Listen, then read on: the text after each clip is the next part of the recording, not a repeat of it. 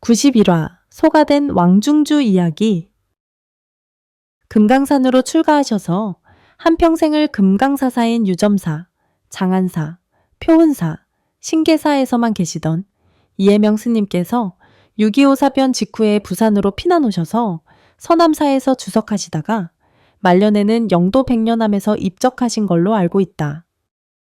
이 이해명 스님은 경하게도 밝을 뿐더러 의식 절차와 어산작법에도 아주 밝으신 분이시다. 산승이 20대 중반에 803 파계사 이루당 종수 스님을 따라 백년암에서 며칠 동안 쉬면서 들은 이야기이다. 스님께서는 젊은 시절에 중국 불교 성지를 두루 참배하시고 중국 명승지를 구경하는데 한 번은 중국 상해의 홍구공원에 들렸더니 공원 한쪽에 검정소 한 마리를 많은 사람들이 아주 신기한 듯이 구경하고 있었습니다. 해명 스님께서도 이상한 생각에 소 앞에 세워놓은 게시판 같은 안내판을 자세히 읽어보게 되었는데 그 안내판에 적어놓은 것이 더욱 신기한 것이었습니다. 지나가는 남녀노소 여러분들이시여 이 소의 배를 보십시오. 이렇게 시작하여 아주 광장설을 써놓았는데 그 내용인즉 이러이러했습니다. 상해 지방에 큰 부자가 한 분 살고 있었는데 그 사람은 아주 친한 중마고인 왕중주를 재산관리인으로 정하고 재산을 관리해 주도록 부탁하고 상당한 대우도 해주었다. 그리고 왕중주에게 등기 서류뿐만 아니라 인감 도장까지도 믿고 모두 맡겼습니다. 그러나 왕중주는 친구의 은혜로운 부탁을 망각하고 합법적으로 모든 재산을 가로챘습니다. 하늘처럼 믿었던 친구가 자기 재산을 교묘하게 사치한 것을 알게 된 부자는 분한 마음을 이길 수 없었지만 어찌할 도리가 없었습니다. 재산을 다 빼앗기고 거지가 된 그는 조금 남은 폐물을 팔아 시골에 내려가서 농사를 짓게 되었습니다. 그리고 논과 밭을 갈 암소를 한 마리 사서 길렀습니다. 몇 해가 지나자 암소가 검정 송아지 새끼를 낳았는데 그 새끼 배에 글씨가 몇 자 새겨진 흔적이 있어 자세히 보니 흰털로 자기를 배신했던 철천지 원수인 왕중주의 이름 석자였습니다. 이상한 생각이 들어 알아보니 왕중주가 1년 전에 죽었다는 사실을 알게 되었습니다. 원한으로 가득 차 있던 그는 생각했습니다. 그 원수가 죗값을 치르려고 내 집에 태어난 것이로구나. 이놈, 잘 만났다. 사람이 죽으려면 3년 전부터 환장한다더니 너처럼 환장한 놈은 일찍이 보지 못하였다. 네가 죽어 이제 빚을 갚으러 온 모양이다만 송아지로 내 집에 태어난 것만으로는 나의 분하고 원통한 빚을 다 갚는다고 생각하면 큰 잘못이다. 이제부터 내 놈에게 원수를 갚을 터이니 견뎌보아라. 이렇게 다짐을 한 그는 아주 모질고 기이한 방법을 생각해 내었습니다. 그는 왕중주의 후신인 송아지를 가두어 두고 끼니 때마다 먹을 것을 주었습니다. 그리고는 한밤중이 되면 촛불을 밝혀들고 시퍼렇게 간 칼을 가지고 우리 안으로 들어가 매여있는 송아지 목에 큰 칼을 들이대고는 살기등등한 모습과 음성으로 송아지 귀에 대고 속삭였습니다. 내 이놈, 원수 왕중주, 이 나쁜 놈, 사람의 탈을 쓰고 어찌 그런 짓을 할 수 있었더냐? 내 이놈, 짐승 같은 놈이었으니 그런 짓을 했겠지. 이 나쁜 놈, 내 너를 지금 당장은 죽이지 않는다. 조금 더 키워서 잡되 그것도 단번에 죽이지 않을 것이다. 니놈 앞에 숯불을 피워놓고 시퍼렇게 칼을 갈아 하루에 살 한 점씩만 베어내어 니놈이 보는 앞에서 구워 술안주로 삼을 것이니 내 이놈 단단히 들어 두어라. 그는 이 일을 매일같이 계속하였다. 그리고 왕중주의 이름이 새겨진 송아지는 삐쩍 말라 자라지를 못하는 것이었다. 이렇게 한동안을 지내고 있는데 하루는 왕중주의 아들이 느닷없이 찾아와서 마당 한가운데 넙적 엎드려 사정을 하는 것이었습니다.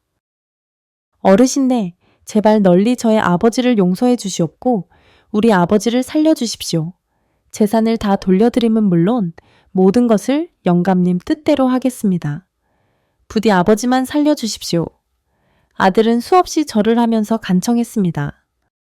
나는 지금 꼭 돈만 가지고 이러는 것이 아니다. 너의 아버지 소행이 너무나 괘씸하고 분함을 참을 수 없어서 그러는 것이다. 그러나 저러나 너는 어찌 된 일이냐? 예, 저희 선친께서 어르신네의 은공을 저버리고 사취한 것을 저도 어느 정도 짐작은 했사오나 자세히는 모르고 지냈습니다. 그런데 여러 달 전부터 어머니와 제 꿈에 돌아가신 선친께서 매일 나타나시어 그동안 지은 죄를 자세히 말씀하셨습니다. 그리고 어르신네 집에 소로 태어나 죄값을 갚으려 하지만 그 죄가 워낙 크기 때문에 소의 몸을 버리고 다시 태어나더라도 무서운 지옥으로 떨어져야 한다고 하셨습니다. 뿐만 아니라 지금 당장의 괴로움도 괴로움이거니와 재산을 어서 돌려드려야만 당신의 죄를 벗을 수 있다고 하셨습니다. 살아생전에 자세한 내용을 말씀하지 않으신 것은 당신의 떳떳하지 못한 행동을 가족들이 아는 것을 부끄러워했기 때문이었고 그 내용을 알면 저희들이 떳떳한 마음으로 세상을 살 수 없을 것이라는 생각에서였다는 것입니다. 그리고 어르신께서 계신 이곳을 꿈속에서 일러주셨습니다. 이제 저희가 모든 재산 문서를 이렇게 가지고 와서 사죄를 드리오니 널리 용서하시옵고 부디 이것을 거두어 주시고 저희 아버지를 돌려주시기만 하시면 그 은혜는 100번 죽어도 잊지 않을 것이옵니다. 그는 지극정성으로 간청하는 아들의 효심에 감동하여 재산을 되돌려받고 송아지를 내어 주었습니다. 왕중주의 아들은 아버지의 후신인 송아지를 데리고 가서 음식도 잘 대접하고 각별히 보살폈습니다. 그 소가 자란 다음에는 공원에다 좋은 우리를 지어놓고 아침 저녁으로 정성껏 여물을 쑤어 대접하면서 오고 가는 만천하의 사람들이 이 소를 보고 경각심을 일으켜서 인과를 믿고 선행을 닦으라는 뜻으로 사연을 쓴 안내판을 만들어 놓았던 것을 이해명 스님께서 직접 보셨다고 말씀하신 것을 옮기는 바이다. 그리고 해명 큰 스님께서 피난을 오시면서 몸만 오셔서 대총상 법문과 소총상 법문을 다시 한번 읽어보고 싶다는 말씀을 하셔서 운문사전 강주이신 명성 스님의 편저, 재경서문을 갖다 드린 기억이 난다. 다음 이야기는 92화 수도암 창건과 상사뱀 이야기편이 방송됩니다. 92화 수도암 창건과 상사뱀. 전라남도 고흥군에 수도암이라는 절이 있다. 이 수도암의 창건에 대한 이야기가 전해오고 있다. 사랑에 배신당한 한 여인이 상사뱀이 되었고 이 원혼을 달래주고 천도하기 위해 세운 절이다. 그러면 수도암의 창건 연기를 함께 살펴보기로 합시다. 옛날 한 선비가 있었으니 이 선비는 과거에 낙방한 홍시성을 가진 선비로서 마음을 달래기 위해 여행차 고흥에 들려 한려수도의 장관을 넋없이 바라보고 집으로 돌아가려고 무거운 발길을 옮기고 있었다. 고흥 땅 풍남리라는 포구를 뒤로하고 그곳을 막 지나갈 무렵 장대 비가 물 퍼붓듯 쏟아지는 것을 피하기 위해 홍 선비는 대나무 숲 속의 초가집으로 뛰어들었다. 그러나 그 집은 들이치는 비를 밖에서 피할 만한 곳이 따로 없었다. 그래서 주인을 찾았다. 주인장 계십니까? 잠깐 비를 피해갈까 합니다 하니 방문이 열리면서 눈이 놀랄 만큼 젊고 어여쁜 여인이 모습을 보였다. 방은 누추하지만 괜찮으시면 잠시 들어오시어 비를 피하고 가십시오. 홍 선비는 옆으로 비켜선 여인이 좀처럼 보기 어려운 절세의 미인임을 느낄 수 있었습니다. 저녁 나절에 시작한 폭우는 날이 어두워질 무렵부터 한층 더 쏟아졌으므로 두 사람은 한 방에서 밤을 지낼 수밖에 없었다. 기골이 장대하고 미목이 수려한 데다 어질고 믿음직스러워 보이는 홍 선비에게 여인은 저녁을 대접하며 이런저런 이야기를 하기 시작했습니다. 한때 이 고을에 이름난 미인으로서 문 남성들의 선망의 대상이 되었던 자신이었건만 시집 온 지 1년 만에 남편이 병으로 죽어 과부가 된 이야기며 병간호 때문에 있는 재산마저 다 잃어 모든 것이 다 싫어진 나머지 이 숲속에 조그만 오두막을 짓고 세상을 등진 채 살고 있다는 것이었습니다. 홍 선비도 또한 남 부럽지 않은 양반집 자제로서 청운의 꿈을 품고 과거에 몇 번 응시하였으나 낙방하고 집으로 돌아가는 길에 마음이 심란하여 마음을 달래기에 이곳에 들렸다가 집으로 돌아가는 길이라는 이야기를 하게 되었다. 전생의 인연이었던지 두 사람은 마침내 뜻이 통하여 백년가약을 맺기로 하고 하룻밤에 만리장성을 쌓았습니다. 이튿날 아침 홍선비는 집으로 가는 즉시 부모님의 허락을 받아 꽃가마를 가지고 데리러 오겠다는 약속을 남긴 채 길을 떠났다. 그러나 열흘이 지나 보름이 가고 한 달, 두 달, 1년이 다가도록 한 번 간 홍선비는 다시 돌아오지 않았다. 여인은 뒷동산에 올라가 하염없이 바다와 나룻배를 바라보며 기다리고 기다리다 지쳐 몸져눕게 되었고 워낙 상사병이 깊어 약으로는 어이할 수 없다는 의원의 말대로 홍씨 총각과 이별한 지 꼭 1년 만에 하늘 품은 채 숨을 거두고 말았다. 한편 홍선비는 부모님의 기대와 간절한 소망에 따라 엄한 훈계 속에서 초가집 여인을 까맣게 잊은 채 열심히 공부하며 과거 준비를 했다. 그리하여 그 다음에 과거에 급제하여 한평현감으로 부임하여 양가댁 규수를 아내로 맞아 단란하게 살고 있었다. 그러던 어느 날 현감이 술이 거나하게 취해 막 걷잠이 들었을 때 이불 속에서 이상한 소리가 나서 눈을 뜨자 눈앞에 커다란 구렁이가 혀를 날름거리고 있는 것이었다. 현감은 큰 소리로 외쳤다. 걔 누구 없느냐? 빨리 들어와서 저 구렁이를 냉큼 붙들어 내어라. 하인들이 문을 열려고 하였지만 문은 열리지 않았고 문을 부수려 하자 손에 쥐가 나서 움직일 수가 없었다. 현감은 숨이 콱콱 막히고 정신이 몽롱해졌다. 그때 구렁이는 혀를 날름거리면서 여인의 음성으로 역력하게 말을 하는 것이었다. 도련님, 당신은 왜 저를 버리셨나요? 저를 모르시겠습니까? 저는 당신의 언약을 믿고 애절하게 기다리다 상사병으로 죽은 초가집 여인입니다. 맹세를 저버리면 구렁이가 되어 당신을 죽이겠다고 한 그날 밤의 약속을 잊으셨나요? 그러다 새벽이 되어 첫 닭이 울자 구렁이는 오은데 간데없이 사라졌습니다. 현감은 총각 시절의 잘못을 뉘우치며 사죄하였지만 그날 이후 밤이 깊어지면 반드시 구렁이가 나타나는 것이었다. 급기야 병을 얻은 현감의 모습은 말이 아니었다. 약도 쓰고 굿도 하였지만 효험이 없었다. 생각다 못한 현감은 깊은 산 속에 계신 덕 높은 고승 큰 스님을 찾아가 구원을 청하였던 것이다.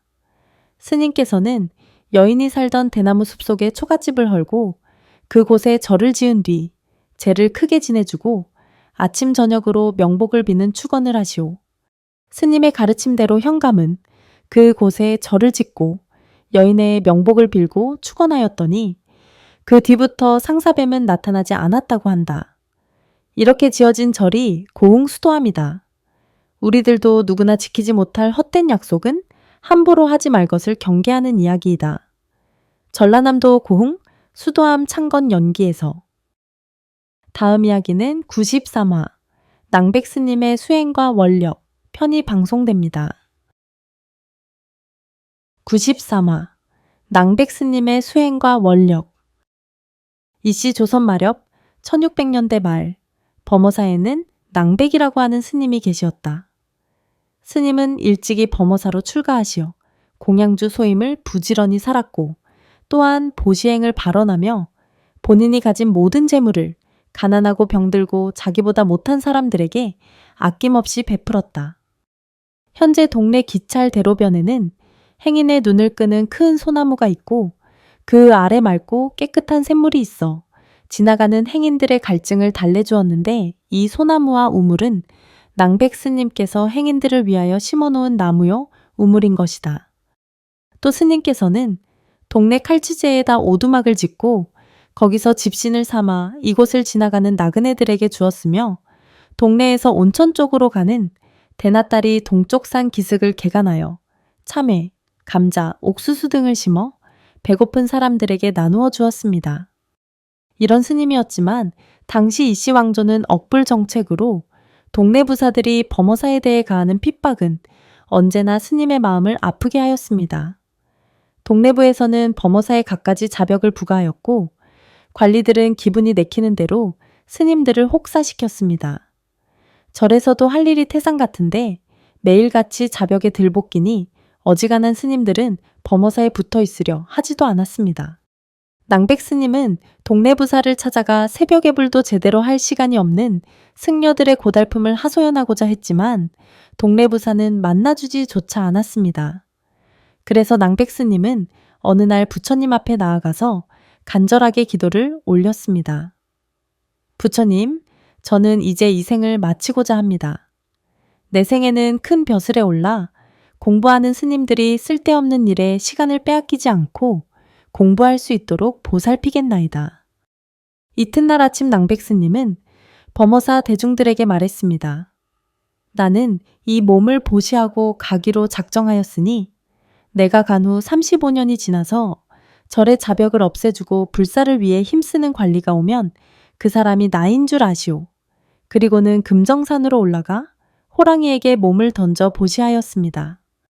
호랑이가 먹다가 남은 시체는 며칠 후 나무꾼들에게 발견되어 절로 옮겨와서 다비를 하였는데 그때 사리와 연골이 많이 나와서 모신 사리탑이 지금도 범어사에 모셔져 있다.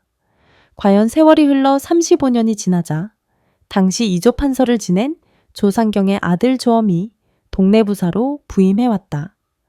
어느 따뜻한 봄날 산천도 구경할 겸 범어사를 찾게 된 동네 부사는 동구 밖을 지날 때 묘한 향수를 느꼈고 절에 이르러서는 마치 고향에 돌아온 듯한 감격에 젖었으며 법당에 올라가서는 무수히 절을 하였다고 한다. 그리고 절의 사정을 스님들에게 낱낱이 묻더니 스님들의 모든 자벽을 면제시켜 주었고 많은 불사를 할 것도 약속하였다고 한다. 그리고 범어사 스님들은 너무나 기이하여 순찰사에게 나이를 물었더니 35세라는 것이었다.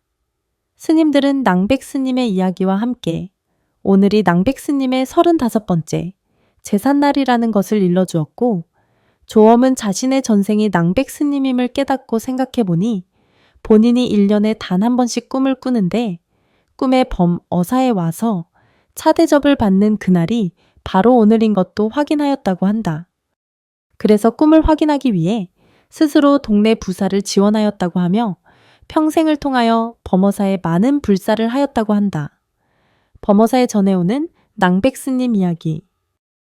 다음 이야기는 94화 악귀의 몸을 받은 상좌 편이 방송됩니다.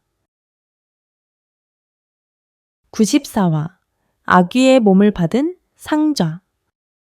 옛날 어떤 스님이 사람의 왕래가 거의 없는 산속 깊은 암자에서 어린 상자와 단 둘이서 살고 있었습니다. 은사 스님은 마음씨가 후덕하고 너그럽고 자비스러운 데다 어린 상자가 살갑고 귀여워서 자기가 하는 대로 내버려 두었습니다. 상자가 스님 이렇게 할까요? 하면 스님께서는 오냐 네 마음대로 하여라. 상자가 스님 저렇게 할까요? 하면 스님께서는 오냐 내 마음대로 하여라. 어떤 짓을 하던 야단은커녕 이래도 오냐 하시고 저래도 좋다고 하니 상자의 버릇이 점점 더 나빠졌습니다. 부처님께 올릴 공양을 준비하다가도 맛있고 좋아 보이는 것이 있으면 훌떡 집어먹어 버리기가 일쑤였다. 어느 날 상자는 부처님께 올릴 두부전을 준비하고 있었습니다. 두부를 두툼하게 썰어서 지지다가 어찌나 맛이 있어 보이는지 한쪽을 입에 집어넣었습니다. 그때 스님이 불쑥 후원으로 들어왔습니다. 상자는 입에 들은 두부를 씹을 수도 없고 뱉을 수도 없어 꿀꺽 삼켜버렸습니다. 그런데 금방 지진 뜨끈뜨끈한 두부를 통째로 삼켜버렸으니 속이 상하지 않을 수 없었습니다. 상자는 그만 병이 들어 얼마 동안 앓다가 죽어버렸습니다. 스님은 내가 박복해서 상자가 먼저 죽었구나 하고 탄식을 하면서 상자를 혼자서 장사 지내고 스님은 바랑을 짊어지고 그 암자를 떠났습니다. 그 후 10여 년 동안 이절 저절을 떠돌아다니다가 그 암자 앞을 다시 지나가게 되었습니다. 옛날 생각이 나서 안으로 들어가 보니 절 마당에는 쑥대만 가득하고 암자는 거의 다 허물어져 가고 있었습니다.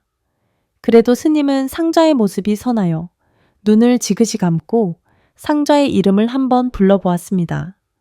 어험, 아무개 있느냐 하시니 죽은 상자가 예, 스님 이제 오십니까? 머리끝이 쭈삣해진 스님이 눈을 뜨고 보니 틀림없는 상자가 가사 자락을 붙들고 서 있는 것이었습니다. 아이고, 스님, 어디 갔다 이제 오십니까? 제가 스님을 얼마나 기다린 줄 아십니까? 어서 방으로 드십시오. 얼른 점심 공양상을 올리겠습니다. 상자의 손에 끌려 방으로 들어간 스님은 잠시 후 방안을 둘러보다 정신이 퍼뜩 들었습니다. 10년 먼지가 뽀얗게 쌓여 있었기 때문입니다. 그래서 후원으로 나가 안을 훔쳐보았습니다. 상자는 키득키득 웃으며 후원 안을 왔다 갔다 하더니 녹이 벌겋게 쓸은 소뚜껑을 열어 입을 딱 벌리고 으악 으악 하며 소리를 쳤습니다. 그러자 상자의 입안에서 그동안 훔쳐 먹었던 것들이 와락 쏟아져 나왔습니다. 그것들이 솥에 가득 찾아 뚜껑을 덮고는 아궁이 앞에 쭈그려 앉아 입김을 부니 빨간 불이 나와 금방 부글부글 끓기 시작했습니다. 매우 놀란 스님은 숨을 죽이고 더욱 가까이 다가가 귀를 기울였습니다. 이번에는 상자의 목소리가 들려왔습니다. 이것 한 그릇 먹으면 제 놈이 안 죽고 배겨? 아하, 내가 아귀 귀신에게 끌려 들어왔구나. 스님은 바랑을 챙길 여가도 없이 걸음아 날 살려라 하고 냅다 뛰었습니다. 후원에서 나온 상자는 스님이 없어진 것을 알고 뒤를 쫓았습니다. 스님이 얼마쯤 달아나다 뒤를 돌아보니 머리가 시뻘건 아귀 귀신이 뒷덜미를 잡을락말락 쫓아오고 있었습니다. 간신히 산문 밖으로 나오니 아귀 귀신은 자기가 사는 영역 밖이라 더 이상 따라오지 못하고 산문 안에 주저앉아 통곡을 하며 사정을 하는 것이었습니다. 스님, 스님, 저는 여기서 한 발짝도 더 나갈 수가 없습니다. 나갔다가는 다른 아기들에게 맞아 죽습니다. 제발 제 말 좀 들어주십시오. 스님께서 말해보아라 하시니 상자가 제가 이렇게 아귀 귀신이 된 것은 다 스님 때문입니다. 애시당초 스님께서는 저를 야단쳐서 가르치시지 않고 이래도 좋고 저래도 좋다고 하셨습니다. 무엇이든 제 맘대로 하라고 하였기 때문에 죄를 많이 지어 이렇게 아귀가 된 것입니다. 그러니 좋은 도량에 가시거든 저를 위해 천도제를 올려주십시오. 제발 부탁입니다. 오냐? 알았다. 내가 잘못해서 네가 그렇게 되었으니 네 소원대로 해주겠다. 그러니 너는 지장보살님을 지성껏 염하고 있거라. 스님은 약속대로 탁발을 하여 선방 스님네가 공부하고 계시는 선방이 있는 절로 가서 수자 스님들에게 공양을 올리고 상자를 위해 천도제를 정성껏 올려 천도를 해주었다고 합니다. 이 이야기는 어릴 적 상주 남장사에서 스님께서 꾸중하셔 놓고 산승이 울고 있으니 중노릇을 잘하라고 꾸중한 것이라고 하시면서 은사 스님께서 들려주신 이야기입니다. 다음 이야기는 95화 왕랑의 반혼전 편이 방송됩니다. 95화 왕랑의 반혼전. 옛날 함경남도 길주에 왕사계라는 사람이 살았다고 하는데 그가 어느 날 잠을 자고 있는데 창문 밖에서 여보! 여보 하는 소리에 깜짝 놀라 깨어서 정신을 차리려고 하는데 11년 전에 죽은 아내 송씨 부인이 와서 창문을 두드리며 말했습니다. 여보, 어서 일어나셔서 저의 말을 좀 들으세요. 자다 말고 깜짝 놀라 일어난 왕랑은 창문을 열고 물었습니다. 죽은 당신이 어찌 나를 찾아왔단 말이오? 당신에게 꼭 부탁할 말이 있어 왔습니다. 무슨 부탁이오? 다름이 아니라 저는 죽은 지 11년이나 되었지만 명부에서 심판이 아직 끝나지 않아 오도 가도 못하고 있습니다. 그 이유는 당신이 와야 한다는 것입니다. 마침 당신의 명이 내일로 다하기 때문에 내일 아침이면 5사자가 당신을 잡으러 올 것입니다. 그런데 오래전에 당신과 내가 서쪽을 향하여 연부를 하며 절을 하는 이웃집 안씨 할머니를 비방하면서 시끄럽다고 욕설을 퍼붓지 않았습니까? 죄 가운데 남이 연부라고 기도하는 것을 비방하는 것보다 더 큰 죄가 없기 때문에 당신이 오기만 하면 나와 함께 지옥으로 보낸다고 합니다. 부디 당신은 지금부터 목욕 재개하고 집안을 청소한 다음 서쪽 벽에 나무 아미타불 6자를 써붙이고 정성을 다해 연부를 하세요.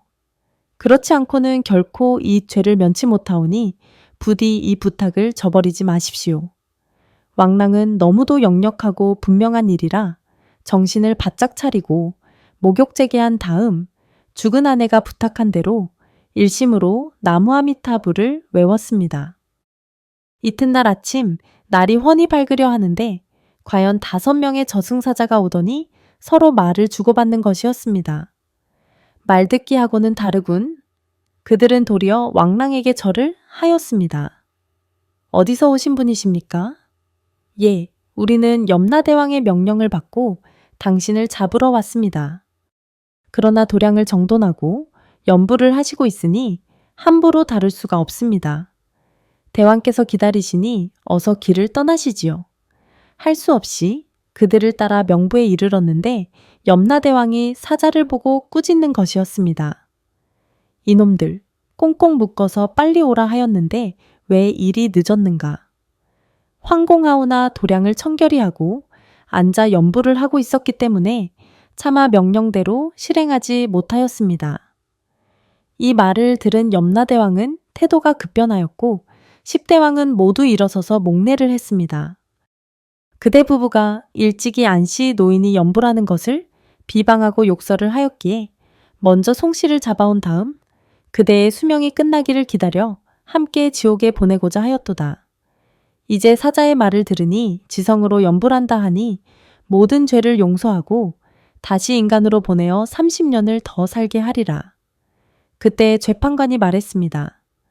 왕랑은 시신이 있으므로 지금 돌아가도 다시 살아날 수 있지만 송씨는 죽은 지가 오래되어 시체가 썩어버렸으니 어찌합니까? 하니 염라대왕이 매우 난색을 표하자 왕랑이 말했습니다. 길주군수의 딸이 지금 21세인데 명이 다하여 이틀 전에 죽은 것을 보고 왔습니다. 아직 그 시신이 그대로 남아있을 것이니 송씨의 혼령을 그에게 의탁하면 어떻습니까? 거 참 좋은 의견이다. 염라대왕은 그들을 인간 세상으로 다시 내보내면서 당부했습니다. 옆집 안노인은 3년 뒤에 죽어 바로 극락세계로 갈 것이니 부모같이 잘 모시고 사시오. 왕랑은 죽은 후 3일 만에 깨어났고 길주군수의 딸도 살아나 그동안 명부에서 있었던 이야기를 군수에게 사례였습니다. 이 몸은 군수님의 소생이 분명하오나 영혼은 왕랑의 전처 송씨의 영혼이오니 그리로 시집을 보내주십시오. 영혼이야 누가 되었든 몸은 우리 부부가 낳아준 것이니 우리들만 잘 모시면 족하니라. 시집은 네가 원하는 곳으로 가거라. 길주 군수 부부는 크게 기뻐하며 혼례식을 올려주었습니다. 왕랑 부부는 30년을 더 살아 왕랑의 나이 80세, 부인의 나이 51세가 되도록 아들, 딸을 낳고 잘 살다가 한날 한시에 죽었다고 한다. 또 그 옆집의 안씨 노인도 왕랑이 되살아난 지 3년 만에 죽으니 세상에 이런 기적이 없다고 하면서 많은 사람들이 신심을 내었다고 한다. 이 이야기는 실제로 있었던 일로서 조선시대에 왕랑반원전이라는 책으로 간행되었던 것이나 지금은 구할 수 없고 다만 이야기만 전해질 뿐이다. 우리도 지성을 다해 연부라면 업장은 소멸되고 사후에는 왕생극락할 수 있다고 한다. 다음 이야기는 96화 묘정사미와 여의주 편이 방송됩니다. 96화 묘정사미와 여의주 신라 원성왕 때의 일이다. 어느 날 원성왕이 황룡사의 지혜화상을 청하여 궁중내전에서 50일 동안 화엄경을 강설하게 하였다. 황룡사에는 여러 사미승이 있었다. 그 중에 묘정사미는 얼굴이 빈상으로 잘생기지 못하였으나 마음이 어질고 행동이 민첩함으로 묘정을 데리고 갔다. 묘정은 지혜대사를 시봉하며 공양이 끝난 뒤에는 금강정 우물가에 가서 바루를 씻고 있었는데 우물 속에서 큰 자라 한 마리가 둥둥 떠나와서 돌아다니는 것이 아닌가. 묘정은 장난삼아서 밥짓거기를 모아서 자라에게 주었더니 넙적넙적 받아먹는다. 그런데 묘정사미가 식기를 씻으려고 갈 때마다 자라가 나오므로 50일간을 계속하여 밥짓거기를 주었다. 그러므로 묘정은 자라를 유일한 친구로 알고 만날 때마다 좋아하였다. 묘정은 50일 법회가 다 끝나고 하루밖에 안이 남은 날에 가서 그 자라를 보고 말하기를 너와 같이 50일 동안을 매일 만나서 밥을 주고 하여 정이 들었는데 내일은 법회가 마침으로 너하고 만날 날은 내일 한 번뿐이니 매우 서운하구나 하고 일어서 내전으로 들어갔다. 그 이튿날 묘정삼이가 바리떼를 씻으려고 금광정으로 갔더니 자라가 나왔는데 무슨 조그만 굿을 하나를 입에 물고 나와 뱉으면서 가지고 가라는 눈치를 보인다. 묘정은 그것을 주어서 옥기 속에 넣고 실로 꾸려매어 간직하였더니 그 뒤로부터는 대신과 장자들도 존경하게 되고 왕 또한 묘정삼이를 지극히 좋아하여 내전에 불러두고 잠시도 그곳을 떠나지 못하게 하였다. 마침 한 작가니 당나라의 사신으로 들어가는데 그도 또한 묘정삼이를 좋아하여 같이 가게 하기를 왕에게 청하므로 왕이 허락하게 되어서 묘정이 당나라에 들어가서 황제를 배할하였더니 황제도 그를 보고 총애가 비상하였다. 승상 이하 모든 백성이 다 그를 존경하지 않는 이가 없었다. 그때 한 관상쟁이가 이것을 보고 이 삼이는 아무리 보아도 한 가지 길상이라고는 없는데 이렇게 사람의 신경과 사랑을 받고 있으니 이것은 반드시 무슨 이상한 보배를 가진 것이 아닌가 하나이다 하고 황제에게 아뢰었더니 황제가 사람으로 하여금 묘정의 몸을 검사하였더니 과연 구슬이 나왔다. 황제가 이것을 보고 깜짝 놀라면서 짐이 여의주 4개를 두었다가 작년에 1개를 잃었는데 이 구슬을 보니 잃은 것과 조금도 다르지 않구나 하고 묘정에게 그 출처를 묻는다. 묘정이 아뢰길 신라국왕의 내전에 들어가서 지혜대사님을 시봉하며 50일간 화엄경을 강설하실 적에 날마다 공양을 마치고 금광정에 가서 바루를 씻는데 커다란 자라가 둥둥 떠나와서 놀기에 밥짓거기를 주었더니 잘 받아먹기에 50일을 하루같이 그렇게 하였더니 50일 법회를 마치고 그 자라와 이별하는 날에 자라는 이 구슬을 물고 나와서 뱉어주기에 간직하게 되었나이다 하였더니 황제도 감탄하고 정성이 지극하고 마음이 인자하여 짐승을 거두어 먹이기를 잘한 까닭으로 그 신비한 자라가 나의 여의주 1개를 가져다가 너를 주었구나 하고 감탄한 나머지 그것을 빼앗지 않고 잘 간직하고 잃어버리지 말 것을 당부하였다고 한다. 그래서 묘정삼이는 훌륭하게 커서 큰 스님이 되어서 이 구슬 때문에 왕사가 되어 백성에게 큰 존경과 사랑을 받았다고 한다. 사람은 누구나 어진 마음으로 짐승이나 사람에게 베풀기를 좋아하면 이러한 상서로운 일이 있는 것이다. 그래서 바루떼에 묻은 밥짓거기를 자라에게 보시하고도 그와 같은 큰 공덕을 입은 것이다. 삼국유사에서 다음 이야기는 97화 신광사의 창건 연기 편이 방송됩니다. 97화 신광사의 창건 연기. 황해도 해주 북숭산에 신광사라는 절이 있다. 이 절이 황해도 안에서는 명산대찰로 이름이 높은 절이며 건물이 특히 아름답다고 한다. 그런데 이 신광사는 원나라 순제가 창건한 절이라고 한다. 그러면 원순제가 어찌하여 우리나라의 절을 창건하게 되었는가?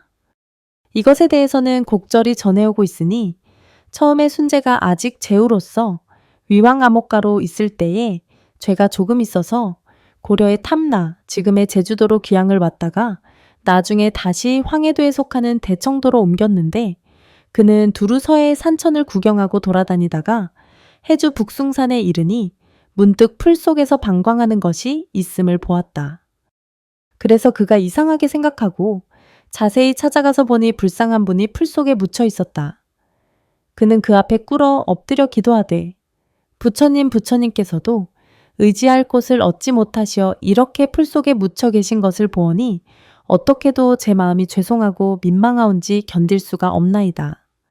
그러하오나 오늘날의 저로서는 아직 어쩔 도리가 없사오니 그렇게 살펴주시옵고 이렇게 천해고도의 귀양살이를 하는 저를 불쌍히 여기시어 만일 명조의 가피를 내리시어 저로 하여금 고국에 들어가서 제왕이 되게만 하여 주신다면 당장에 절을 지어 봉안하여 그 은혜를 갚아드리겠습니다. 부처님 어서 제가 축원하는 대로 소원만을 이루게 하여 주시옵소서 하고 정성이 넘치도록 빌었다. 그 뒤에 그는 부처님의 가피를 입었던지 귀향이 풀려서 곧 원나라에 돌아가서 얼마 안 되어 제위에 오르게 되었으나 이 부처님께 드린 서원을 감쪽같이 잊어버려 실행을 못하고 있었다. 그랬더니 하루는 부처님께서 꿈에 나타나셔서 그대는 어찌하여 나와의 약속을 잊어버리고 있는가 하는 이런 말씀을 남겨놓고 가시었다. 순재가 놀라 깨어 그 옛날에 고려 북숭산에서 부처님께 맹세하고 기원하던 일을 깨닫고 큰 절을 지어드리기로 결심하고 곧 태감 송꼬라를 파견하되 공장 37명을 데리고 고려에 나와서 고려시중 김석경과 밀직부사 이수산 등으로 더불어 공사를 감독하게 하고 중국의 물질로서 절을 짓고 그 부처님을 봉안하여 모시니 이것이 곧 신광사이다. 그래서 순재가 절을 지은 만큼 그때는 신광사의 건물 장엄이 전국에서 으뜸이었다고 한다. 황해도 해주 북숭산 신광사 사적기에서. 다음 이야기는 98화 홍수에 떠내려가는 개미떼를 살려서 방생하고 명이 길어지다 편이 방송됩니다. 98화 홍수에 떠내려가는 개미떼를 살려서 방생하고 명이 길어지다. 구한말 유명한 대강백이 계셨으니 그 스님의 법명은 해주이시고 법호는 용호이시며 청하산 백년사의 대강백이시다. 취인 스님의 강맥을 이었으며 군위, 의성, 선산 3개 시군에 이어져 있는 청하산 백년사에 출가하시었다고 한다. 스님은 대강백이시면서도 열심히 수행하시어 해안도 아주 밝으셨다고 하신다. 그런데 용호강백의 세속 지인 중에 인동장씨 성을 가진 장선비라고 하는 분이 있었다. 또 그 선비의 벗 가운데 관상을 잘 보는 사람이 있었는데 장선비의 어린 아들을 보고 단명하여 13세를 넘기지 못하니 절로 출가를 시키는 것이 좋겠다고 하여 백년사 용호강백에게 부탁하여 용호강백의 상자로 출가를 시켜 법명을 도함이라고 하였다. 어느덧 세월이 흘러 도함 행자의 나이가 13살이 되었다. 그러던 어느 날 용호강백께서 상자의 얼굴을 자세히 관하여 살펴보니 도함의 수명이 7일밖에 남지 않아 7일 안에 죽을 것 같았다. 용호 스님은 지인의 어린 아들이 절에서 죽으면 지인 내외가 너무 섭섭해할 것 같아. 다만 며칠 동안이라도 부모 옆에서 같이 지내게 해주는 것이 좋을 듯하여 상자에게 말씀하셨다. 집에 가서 여름날 삼배옷도 한 벌하고 찬바람이 불 때 이불 무명옷도 만들고 신을 버선도 짓고 하여 한 일주일만 부모 곁에 있다가 오너라 하고 집으로 보내었다. 살아있는 동안만이라도 집에서 부모 곁에 함께 있다가 부모 앞에서 죽으라는 것이었습니다. 그런데 7일이 지난 뒤 상자는 건강한 모습으로 옷도 짓고 버선도 만들고 스님 잡수시라고 떡까지 해가지고 아무 일 없이 돌아왔습니다. 살아서 돌아온 상자의 얼굴을 자세히 보고 스님은 이상한 생각이 들었습니다. 얼굴이 본래 단명할 상인데다 상이 아주 나빠서 꼭 죽는 줄 알았는데 지금 보니 나쁜 기운은 완전히 사라졌을 뿐 아니라 앞으로 장수할 상으로 변하여 있었던 것입니다. 반드시 무슨 사연이 있을 것이라 생각한 용호강백은 상좌에게 그간 열흘 동안 있었던 일을 자세히 물었습니다. 상좌는 아무 일도 없었고 집으로 가는 길에 청산골 작은 천을 건너는데 그때 개미떼 수만 마리가 새까맣게 나무가지에 붙어서 흙탕물에 떠내려가고 있었습니다. 조금만 더 가면 작은 폭포가 있고 그 아래로는 물이 용솟음치고 있어서 모두가 빠져 죽을 상황이었습니다. 순간 스님께서 죽을 목숨을 살려주어야 불자로서의 도리를 다하는 것이고 복을 받는다고 하신 말씀이 생각나서 얼른 옷을 벗어가지고 옷으로 나무가지와 개미들을 다 받아가지고 높은 언덕에 놓아주었습니다. 그뿐입니다. 스님은 그 말을 듣고 무릎을 탁 치셨습니다. 그리고 상자의 등을 두드려 주시면서 말씀하셨습니다. 그러면 그렇지. 개미떼를 살려준 방생의 공덕으로 장수하게 되었고 부처님의 가르침을 잘 공부하게 되었구나. 이것이 모두가 불보살님의 가피력이 아니고 무엇이겠느냐? 나무 석가모니불 7일 안에 죽을 상좌의 생명은 개미들을 살려준 공덕으로 수명이 70년이 연장되어 83세의 용호강백의 강맥을 이어받은 것을 성암당 성창강백에게 전하시고 1950년 11월 18일 백마산 정수암에서 입적하시었다고 한다. 다음 이야기는 99화 효자정란과 그 어머니 편이 방송됩니다. 99화 효자정란과 그 어머니. 중국의 유명한 24요 가운데 한 사람인 정란은 어려서 아버지를 잃고 어머니 밑에서 장성하였다. 그러면서도 이름난 효자가 되었으니 그 효성심은 천지신명이 감동한 출천지 효자였다. 그 어머니가 병에 누워 계시면서 겨울에 풋대추를 자시고 싶다고 하시니 정란이는 병석에서 원하시는 어머니 뜻을 받들려고 눈 내리는 겨울밤에 대추나무 밑에 꿇어 엎드려 천지신명에게 대추가 열리기를 빌었다. 밤이 새도록 빌었더니 아침에 대추나무를 쳐다보니 대추가 주렁주렁 열려서 그것을 따다가 어머님께 드렸다. 정란의 어머니는 그 대추를 잡수시고 병이 나았다고 하는 유명한 효자담은 중국사기에 뚜렷이 전하고 있다. 사실 대추가 열렸는지 지극한 효성에서 영적으로 나타난 것인지 알 수는 없으나 왕상의 잉어와 맹종의 죽순 그리고 우리나라의 자장율사의 금개구리 같은 이야기는 부인할 수 없는 기적들이다. 정란이가 어려서 글방에 다닐 때에 글방 아이들이 얘 정란아, 너의 어머니는 머리박이 꼭 바가지 엎어 쓴 것처럼 민들민들하게 생긴 것이 머리털이라고는 하나도 없더라고 놀리는 것이었다. 항상 그런 놀림을 듣고 집에 와서 유심히 어머니 머리를 쳐다보니 정말 머리털이 하나도 없었다. 그러니까 수건을 쓰고 있었던 모양이다. 어머니는 어째서 머리털이 하나도 없습니까? 그것을 왜 묻는 거냐? 글방의 아이들이 자꾸 놀려대서 듣기가 싫다고 한다. 어머니는 새삼스럽게 옛날 생각이 나서 한숨을 푹 쉬시더니 아찔아찔한 이야기는 하기도 싫다.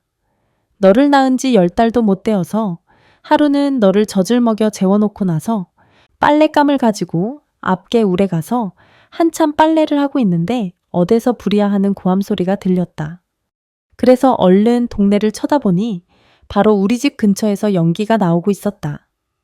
그래서 쫓아와 보니 우리 집에 불이 나서 처마 밑으로 빙 둘러서 불이 돌아 타고 있었다.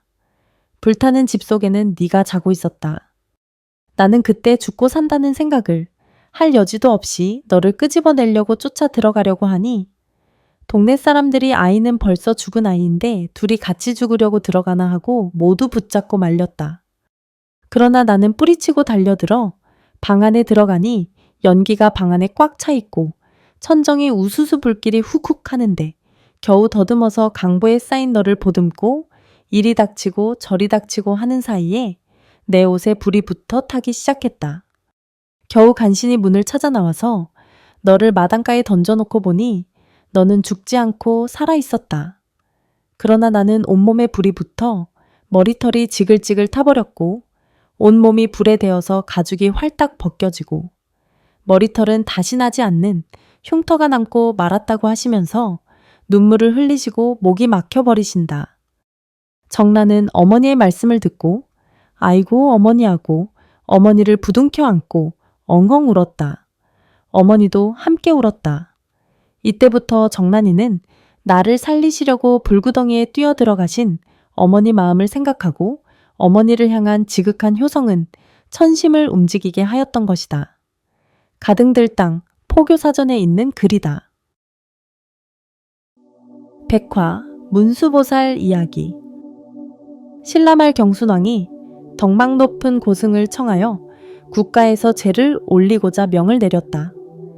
그래서 국내에 유명한 사찰에 고승대덕이 있으면 추천하라고 하였으나 추천되어 오는 고승이 없었는데 입제하는 날 석양에 의복이 남루하고 형색이 초췌한 대풍창 문둥병에 걸린 스님 한 분이 제를 올리겠다고 자원하며 들어왔다.